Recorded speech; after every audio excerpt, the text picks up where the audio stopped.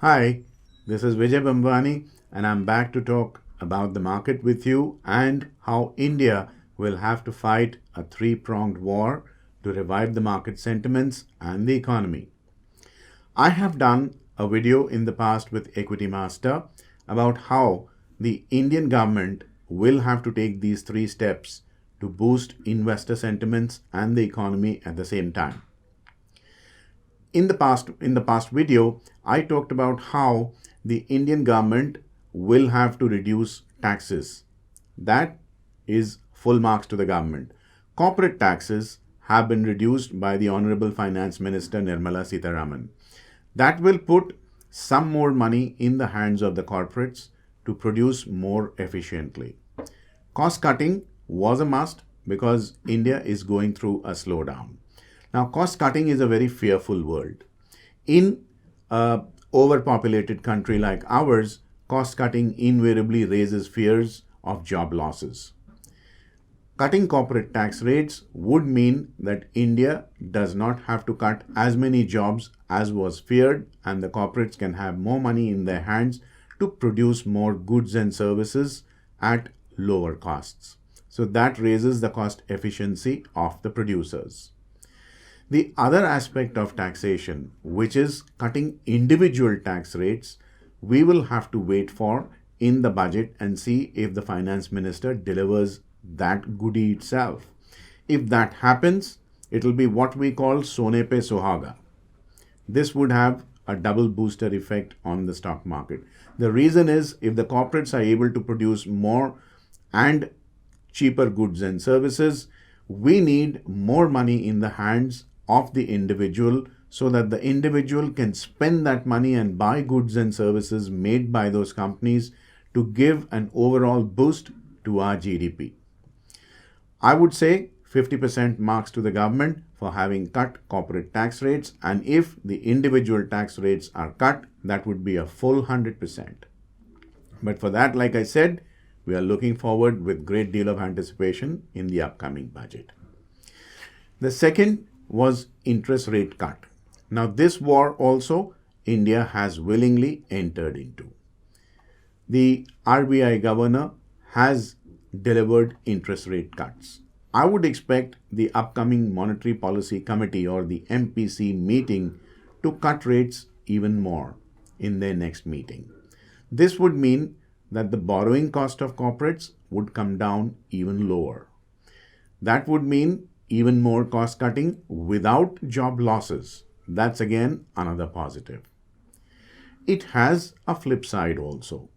Falling interest rates unfortunately mean that you are going to get lower interest on your fixed income investments like fixed deposits, bond funds, etc., etc. But you can basically offset that by taking some more exposure in equities. I agree, higher risk in nature, but by playing carefully and listening to our videos and subscribing to Equity Master, you can more than compensate that higher risk with higher potential rewards.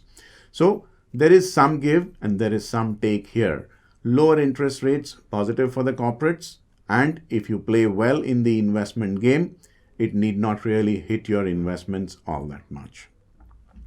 I'm now coming to the third front which India still needs to fight. So the Honorable Finance Minister has already cut corporate tax rates and has delivered interest rate cuts. The third aspect and the most important aspect is the currency war. We've fought the tax war, we've fought the interest rate war, now for the currency war. Since 2012, global economists of repute have said that the world is in a state of global currency wars, which is race to the bottom, or also known as beggar thy neighbor strategy.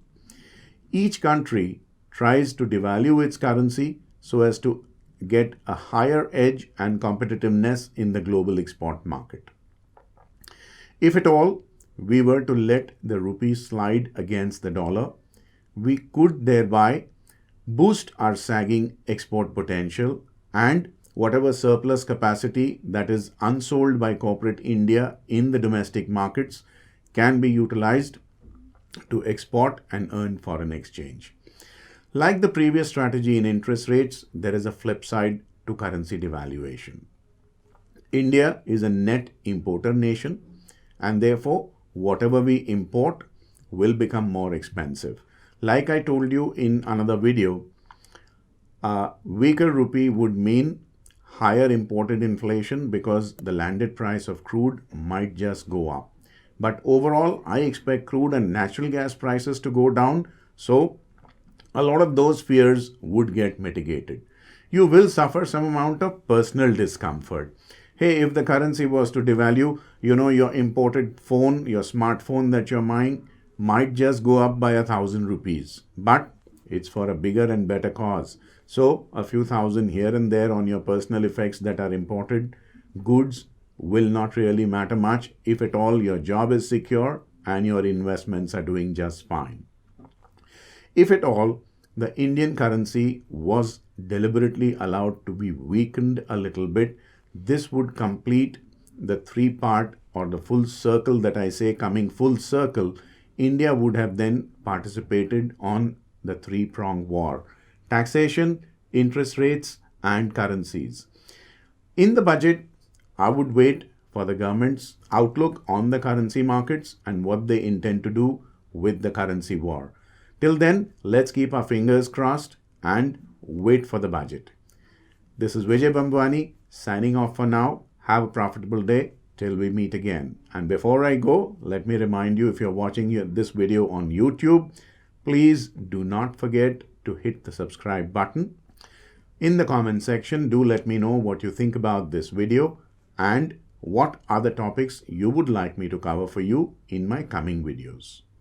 Also, do not forget to share this video with your family and friends. Till we meet again, goodbye from me.